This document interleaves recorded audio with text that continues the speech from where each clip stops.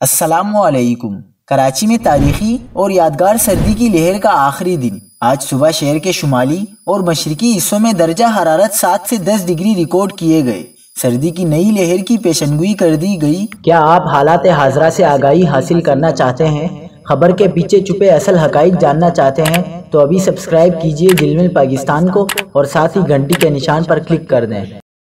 آپ کو بتاتے چلیں کہ کراچی میں شدید سردی کی لہر کا آج آخری روز ہے۔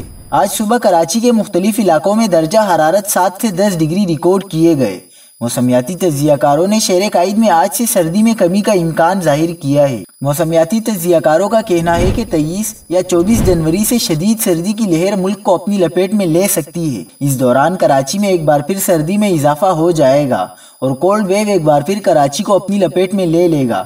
محکمہ موسمیات کے ارلی وارننگ سینٹر کی پیشنگوئی کے مطابق 18 جنوری سے سردی کی شدت میں کمی کا امکان ہے، جس کے بعد کم سے کم پارہ دوبارہ 11 ڈگری تک بڑھ سکتا ہے۔ رپورٹ میں کہا گیا ہے کہ اگلے 3 روز کے دوران شہر بلوچستان کی شمال مشرقی سمت کی ہواؤں کے زیر اثر رہ سکتا ہے، تاہم شام کے وقت سمندری ہوائیں چل سکتی ہیں۔